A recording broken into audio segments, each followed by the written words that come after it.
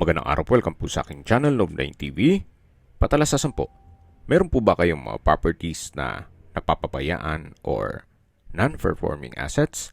Plan nyo ibenta, pero wala kayong oras sa pagbenta nito. Kung ito'y pagkakatiwala nyo po sa amin, tawag lang po kayo sa aking numero, usap po tayo, gawin ko po ng video for free. Yes, libre po, wala po kayong babayaran. Tutulungan pa namin kayong mabenta ang inyong property. Kami na po bala sa marketing, sa boosting or paid ads. Even sa tripping, hindi na po kayo mapapagod sa pag-entertain ng mga buyers. Kami na po bala sa lahat. Tawag lang po kayo. Hanap nyo po ba isang residential property na wala pang isang oras ay nasa Manila na po kayo? Well, ito na po yung hinahanap nyo. At hindi lang po doon, ito po'y income generating. Gawa ng yung original house na bungalow ay tinitirhan ni owner, then itong katabing extension na 2-story ay pinapaupahan. May lot area po ito na 214 square meters at may floor area na 260 square meters.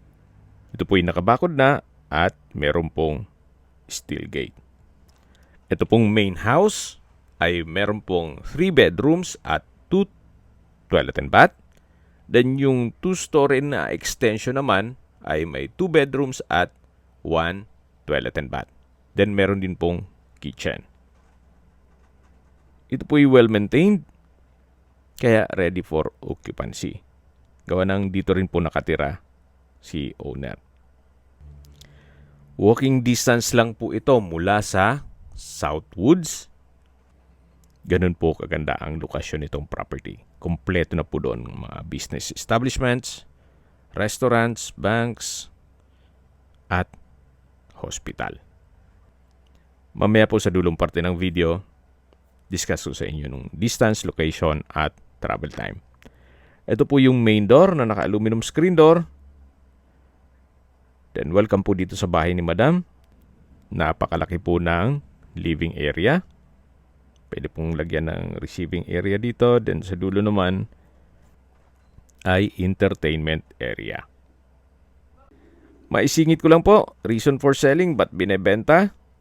Well, mag-isa na lang po sa buhay si Madam. Napakalaki na po nitong bahay na to para sa kanya. At dito naman po yung hallway na papunta sa 3 kwarto. Ito po yung first bedroom. Sa spasyo, sakto lang. Hindi naman siya ganun kaliit at hindi naman ganun kalaki. Meron din po itong wardrobe. May sliding window glass na may security grill. Then sa pintura, kung hindi naman ganun kaselan, okay pa naman. At dito naman po yung second bedroom. Halos same size lang po nung unang kwarto. May malaking window glass at security grill. Then meron din pong window type aircon. At for sure, iwan na yan. Then may wardrobe. Then dito naman po yung third bedroom. Meron po siyang double deck. Then sliding window glass with security grill. May wardrobe. Naka-tile flooring. So, ganoon din po. Kung hindi naman ganun kaselan, pwede pa naman ang pintura. Dito naman po yung common toilet and bath. May hand wash basin, water closet with bidet. At from floor to ceiling po, ang tiled bathroom wall. So, yan po yung 3 kwarto at common toilet and bath. Then, ito naman po yung living area kung saan dyan po tayo dumaan kanina. Yung main door. Then, meron din pong customized window glass with security grill at may split type aircon. Dito naman po ay another room na kung saan pwede pong maging another bedroom. Yan naman po kung malaking pamilya kayo. Napakalaki po ng spasyo nito. Then dito naman po yung dining area at sa dulo yung kitchen. Ito naman po yung access stairs na papunta dito sa 2-story na extension. Actually, meron pong nakabukod na spiral stairs dun sa labas. Ang sabi ni Madam, pag meron pong naglilipat bahay, dito po dumadaan kasi mas malaki ang hagdan dito. Para hindi nga mahirapan dun sa spiral stairs. Upon tripping po, papakita namin sa inyo yung 2 bedrooms, then 1 toilet and bath at kitchen. Balik po ulit tayo dito sa dining area. Then meron pong dining set, then breakfast table, at dito naman po yung formal kitchen na may display kitchen cabinets, storage ng kitchen utensils, at may kitchen drawer. Meron din pong tiled kitchen countertop.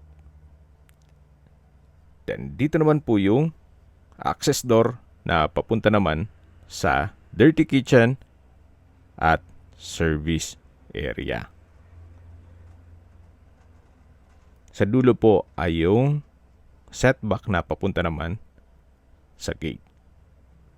Dito po ay naka-tile flooring, naka-tile kitchen countertop, at dito naman po ay may common toilet and bath na may hand wash basin, water closet with bidet, then shower. Naka-tile bathroom wall na rin po yan. At habang naglilibot po tayo at pinagmamasdan nyo po itong kabahayan ni Madam, pag-usapan natin ang distance, location at travel time. Mula po sa Southwoods Mall, ang distance is 1.4 kilometers at ang travel time is 5 minutes. Opo, napakalapit lang po. Nandun na rin po ang UniHealth Hospital, mga bangko, restaurants, at iba pang business establishments. Yan po yung lagi kong binabanggit sa aking video na dapat yung i-consider sa paghanap ng property ay yung malapit po sa hospital. Hindi ko naman po sinasabing sakitin kayo. Yan naman po for emergency purpose lang naman. Yan po yung tinutukoy ko na spiral stairs na papunta sa second floor. Mula naman po sa Pasita Public Market, ang distance is 4.6 kilometers at ang travel time is 16 minutes. Mula naman po sa Makati, BGC at Airport, ang distance is 30 kilometers at ang travel time is 40 minutes. Binebenta po ito ni owner sa halagang 9.8 million pesos net. Ibig pong sabihin, si buyer na po ang sasagot sa lahat ng taxes at expenses with regard to documentation. Summarize ko lang po sa mga nag-skip ng video, ito pong property ay nasa Southwoods area. May lot area po ito na 214 square meters at may floor area na 260 square meters. Ito po yung income generating property gawa ng yung extension po, yung second floor ay pinapaupahan po ni owner. At dito po sa dulo ay meron pong roof deck na kung saan ginagawa nilang sampayan.